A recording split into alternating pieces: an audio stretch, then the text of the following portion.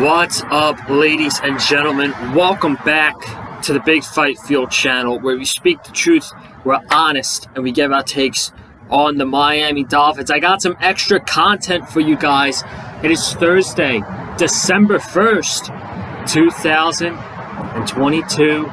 December 1st. We're only 24 days away from Christmas. Very excited.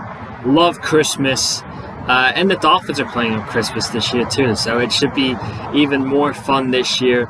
But we're on the countdown, 24 days away from Christmas. But I got some extra Dolphins content that I want to talk about today. It's kind of involving with the game against the 49ers. It's more news, basically. I want to talk about some stuff with the 49ers game that I'm really not going to get into with the preview tomorrow, since there's going to be a lot to talk about tomorrow with the preview. So stay tuned for that, tomorrow's preview. So I want to talk about this game more a little bit that I'm not going to be able to fit in tomorrow. We have some more Dolphins news regarding next week. I'm pretty sure everybody knows what it is. And I have some analysts to call out, man. I mean, that's just ridiculous. The hate train that everybody's back on with Tua and the Miami Dolphins. Bart Scott, Chris Canty. I'll tell you what, man. It's going to be ugly whenever the Miami Dolphins lose a game. If they lose a game, because all hell is going to break loose and all the analysts are going to be able to say whatever the hell they want for an entire week. It's going to suck. It's going to suck really bad. Let's hope it doesn't happen this week. But yeah, man, I want to dive into this to these topics real quick. So I'm going to try to provide some more content like this leading into these big games. Because, we got San Francisco this week, the Chargers this week, the Chargers next week, the Bills the following week, and for the month of December, I'm not so busy with school because I'm online this entire month. So it gives me more opportunity to be on here to talk about the Miami Dolphins, which is what I love. So I am totally excited to be here. Now let's get into this really quickly. The first thing we're going to talk about, and again, just like Monday, I'm going to make it short and sweet. I'm not going to keep you for long. Let's talk about the game next week against the Chargers. Originally slated for 4:05 on CBS, has now been flexed to Sunday Night Football next week. So we're getting Tua and Justin Herbert going head-to-head on Sunday Night Football. And that is going to create Twitter drama the entire fucking week, man. It's going to be crazy between the Tua haters against the Herbert lovers, and the Tua lovers against the Herbert haters, and the Charger fans against the Dolphin fans. And let's be real, I doubt the Dolphins or the Chargers care about what we have to say. They're just caring about the preparation for this week's game and next week's game against each other. Next week against each other.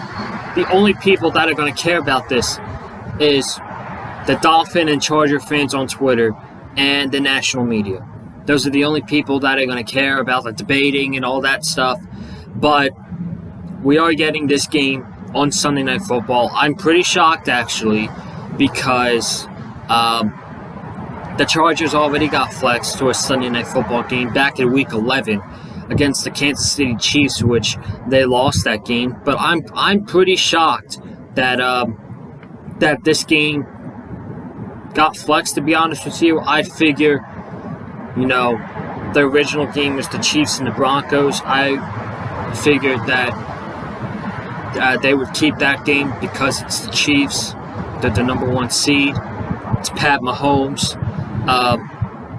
He's more than likely right now leading the league in MVP. Tua Tagovailoa right behind him. But they switched out that game for this Dolphins Chargers game, not because of Pat Mahomes and the Chiefs. This has nothing to do with Pat Mahomes and the Kansas City Chiefs. They they did switch out this game because of how pathetic and how horrible the Denver Broncos and Russell Wilson have been this season, to the point where Russell Wilson has teammates on the defensive side screaming in his face to get it together and fix this shit. So, I mean, you can't blame him. Who's going to want to sit down and watch the Denver Broncos on primetime? Nobody. And NBC, the NFL kind of figured, this game's going to be a blowout. They expect the Kansas City Chiefs to go in and blow out the Denver Broncos. So, what's their point of this game being on prime time? Let's get the more attractive game. Let's get the more than likely competitive game between the Miami Dolphins and the Los Angeles Chargers on Sunday Night Football, with the whole world watching. Hopefully, Tua Tagovailoa showing the whole world why the Miami Dolphins made the right choice in drafting Tua Tagovailoa over Justin Herbert. But that's for next week. That's next week's game. I'm just happy you got flexed to Sunday Night Football. I wanted to talk about it briefly, so we got that out of the way. This week's game, though, against the San Francisco 49ers. Gonna be a good one, man. I'm nervous. I'm going to talk more about the game tomorrow, of course, with the preview, but I'm really nervous going into this game with the status of Teron Armstead. Again, we're going to talk about Teron Armstead tomorrow, but I'm really nervous about this game. What I want to talk about, though, is the national media saying how this game's a challenge for the Dolphins. The Dolphins is finally going up against some good competition. The Dolphins have played scrubs for the past 5 weeks. I don't get it, man. These analysts who have the agenda to absolutely hate the Miami Dolphins. I don't get it, man. I don't get it. Continue hating. But I said it on Monday, and I'll say it again. The Dolphins are supposed to beat these teams, which they did. They beat the Steelers, they beat the Lions, they beat the Bears, they beat the Browns, and they beat the Houston Texans. You're supposed to beat those teams. And they beat those teams that are, rising and kind of getting better, Look at the Detroit Lions. Ever since we've beaten them, they went on a 3-game winning streak before they lost to the Buffalo Bills, who they should have beaten last week.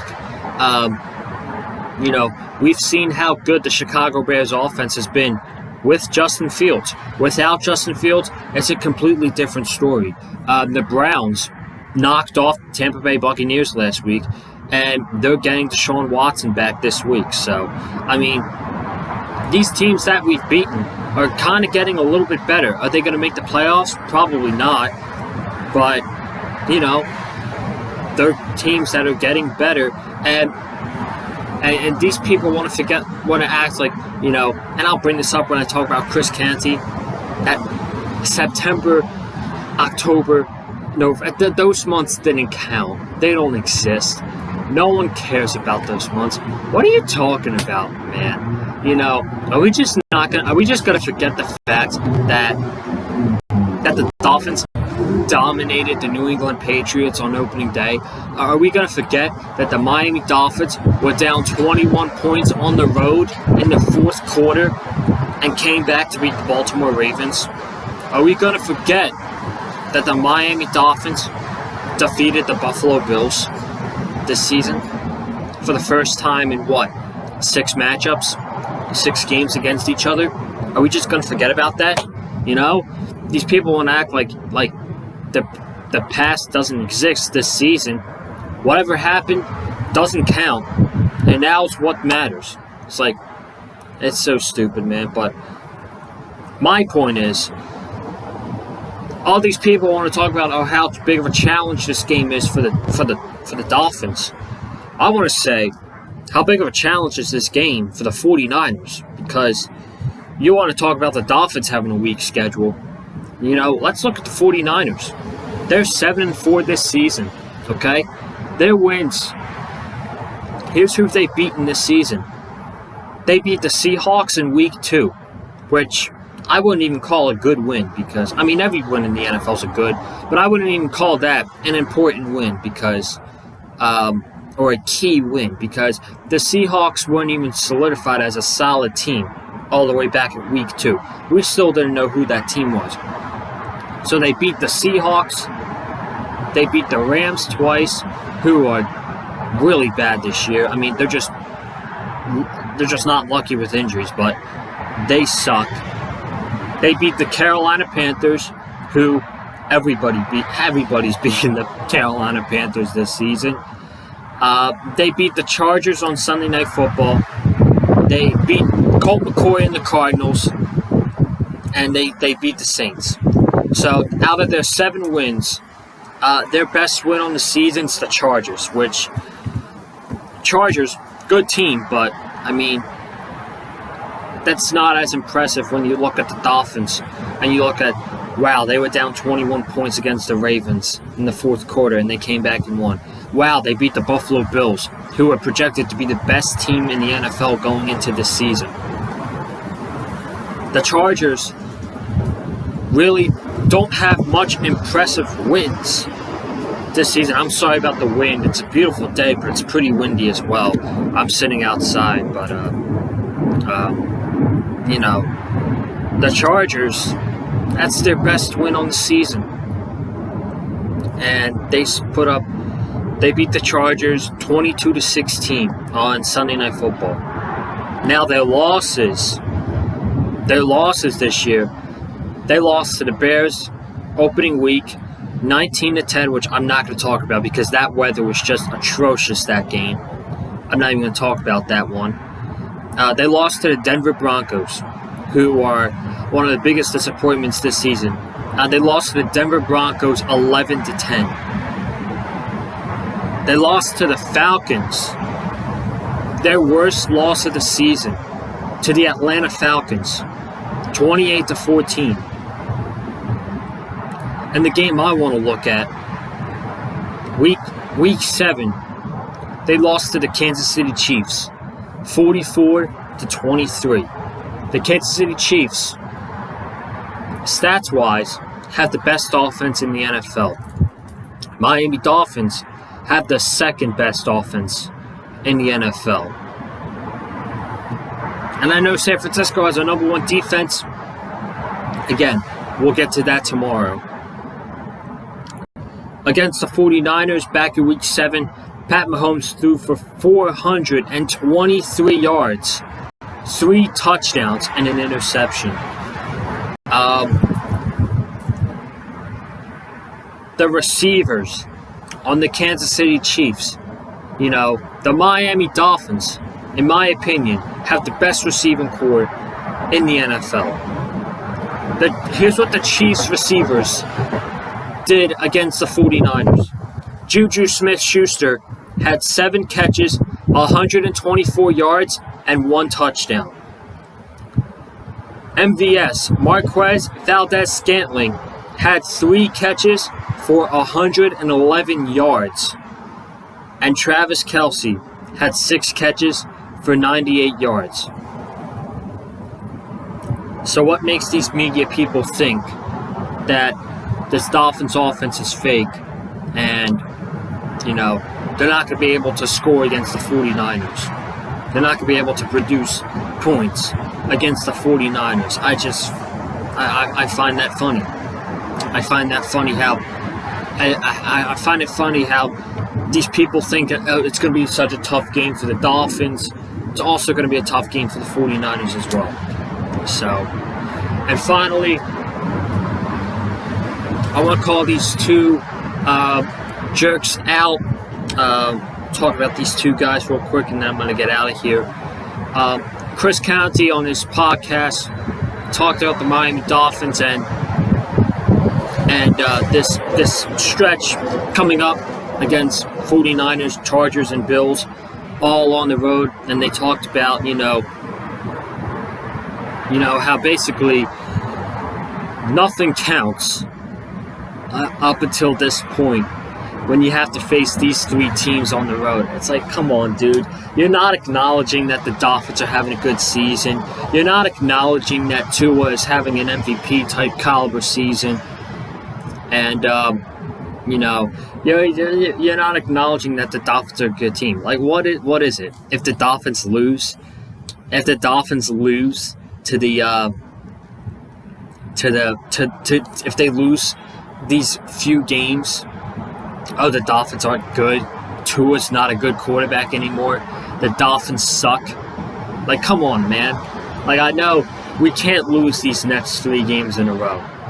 That'll put us in a really bad spot. For a wild card, I'll take 1 out of 3. If we want the division, I think we got to take at least 2 out of these next 3 games. So, and we need Buffalo to lose a game.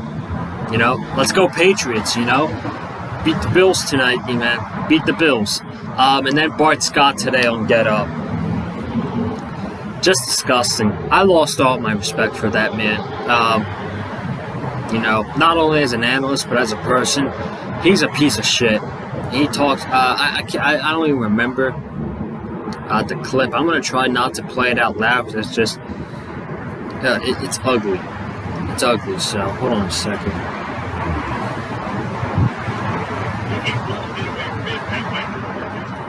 Yeah, he's 1 hit away from being Pat White and going to play baseball. Basically making fun of his injuries. And then you have Dumb and Dumber, Damian Woody, and Tim Hasselbeck sitting there, and they're smiling at his joke.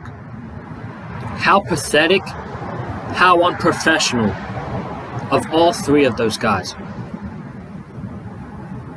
Get up, that show's trash. Bart Scott sucks. Damian Woody sucks. Tim Hasselbeck sucks. The fact that Bart Scott had the audacity to say that live on camera, he should be ashamed of himself. And the fact that Damian Woody and Tim Hasselbeck sat there and they smiled, they laughed at his jokes, they should also be ashamed of themselves as well. Complete unprofessional. I'm trying to get in the sportscasting industry. That's my degree at college. That's something I would never do. I would never do that. Even if it was to a guy like Josh Allen, I would never wish harm against him like that and wish for his failure, unlike Bart Scott, who's basically, for Tua, basically wishing him to fail. Saying, he's 1 hit away from being Pat White and going to play baseball. Like, that's not funny, bro. And for Bart Scott, you're a piece of shit. So, that's all the stuff I got today. I'm out of here. Thank you all so much for joining me here today. If you haven't already, be sure to subscribe to the Big Fight Field channel. I'll be back tomorrow for the preview of the Miami Dolphins, San Francisco 49ers on Sunday. 4 o'clock kickoff. It's going to be a big game.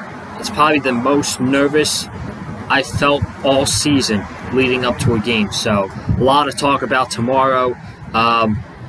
Comment down below your thoughts about, the Sunday Night Football flex, the Dolphins 49ers game, and all the disgusting comments from Bart Scott. Hit the like button if you like what you heard from me. You can follow me on Twitter and TikTok at Colin_Joseph. And guys, I'll see you tomorrow for the preview. The Miami Dolphins, San Francisco 49ers. Have a good one. Stay safe. And as always, stay classy. And I'm out. Peace. Fins up as well.